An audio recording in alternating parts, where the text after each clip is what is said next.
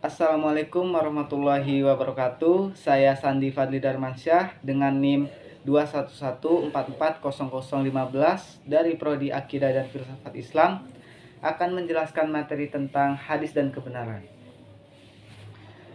Kebenaran adalah nilai utama di dalam kehidupan human.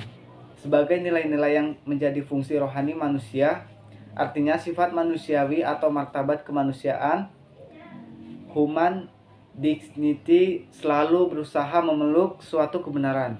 Berbicara tentang kebenaran, ilmiah tidak bisa dilepaskan dari makna dan fungsi ilmu itu sendiri.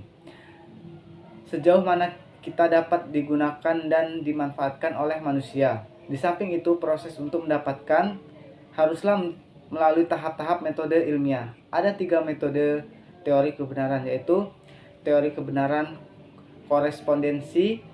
Kebenaran korespondensi adalah kebenaran yang bertumpu pada realitas objektif. Kesahihan korespondensi itu memiliki pertalian yang erat dan dengan kebenaran kepastian indrawi. Yang kedua, teori kebenaran koherensi.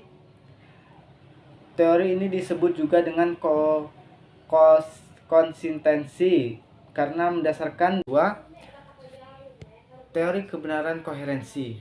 Teori ini dapat disebut juga dengan konsistensi karena mendasarkan diri pada kriteria konsistensi suatu argumentasi.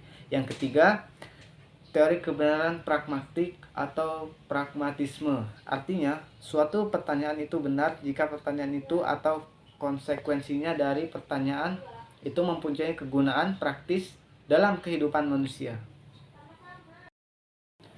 Di sini saya akan menjelaskan arti dari Quran surat Al-Baqarah yang berbunyi, kebenaran itu dari Tuhanmu, maka janganlah sesekali engkau Muhammad termasuk orang-orang yang ragu.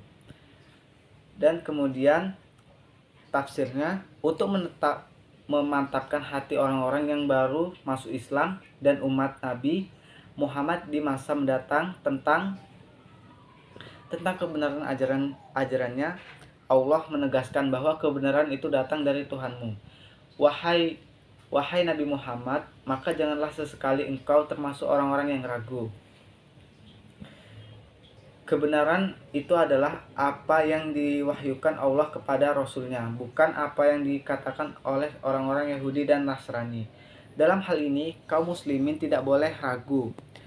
Masalah kiblat sebenarnya bukanlah masalah prinsip sebagai asas agama seperti tauhid, iman kepada hari kiamat, dan lain-lain.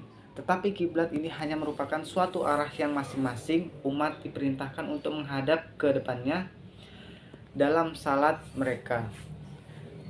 Dan kemudian hadis tentang kebenaran, Nabi Muhammad SAW bersabda, sesungguhnya perkara halal itu sudah jelas dan perkara haram itu sudah jelas. Dan di antara keduanya ada perkara-perkara yang samar, muftafakun alaihi. Oleh karena itu, kebatilan hanya laku pada orang yang tidak memiliki ilmu dan ma'rifah sama sekali, dan tidak memiliki perhatian terhadap nas-nas Al-Quran dan sunnah terhadap ucapan sahabat tabi'in.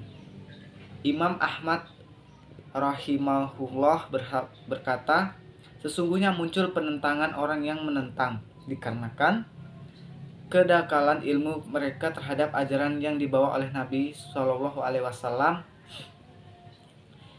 i'lamul muwakkin. Sedangkan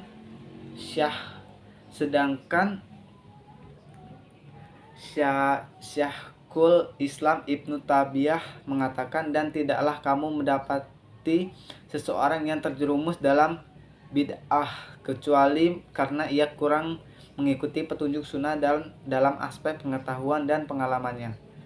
Syarah hadis la yahzi azani, ya Allah tunjukkanlah kami ke jalan yang lurus, yaitu jalan orang-orang yang telah engkau beri kenikmatan kepada mereka, bukan jalannya orang-orang dimurkai dan bukan jalan.